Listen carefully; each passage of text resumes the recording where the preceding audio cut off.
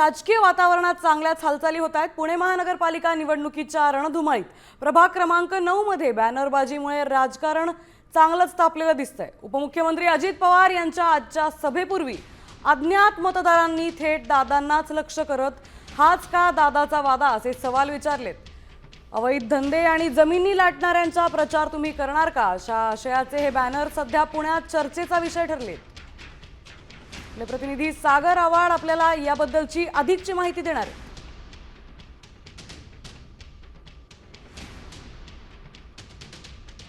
महानगरपालिकेमध्ये वेगळेपणाने लढत आहेत आणि भाजपची फाईट आहे। त्यापूर्वीच काल अजित पवारांची बाणेर बालेवाडी या ठिकाणी अमोल बालोरकरांच्या त्याचबरोबर परिसरातल्या उमेदवारांच्या प्रचारार्थ सभा होती। त्यापूर्वी हे फ्लेक्स जे आहेत ते रस्त्याने लागलेले होते। दादा हाच तुमचा वादा आहे का? जमिनी लाटणारे किंवा इतर भ्रष्टाचार करणाऱ्या लोकांच्या विरोधात ही तुम्ही प्रचार करतात आणि हा तुमचा वादा आहे का? त्यामुळे या परिसरातील नागरिक जे आहेत ते तुमच्यावरती नाराज आहेत। अशा आशयाचे फलक जे आहेत ते पाषाण परिसरामध्ये पाहायला मिळतात।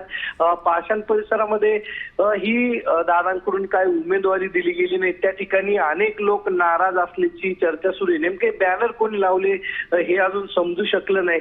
भाजपने लावलेत की नाराज उमेदवारांनी लावलेत, असे अज्ञात इसमाने लावलेले फलक सध्या चर्चेचा विषय ठरतोय। नक्कीच, त्यामुळे आता दादांच्या सभांच्या आधी हे बॅनर कोणी लावलेत याकडे सगळ्यांचं लक्ष लागलंय।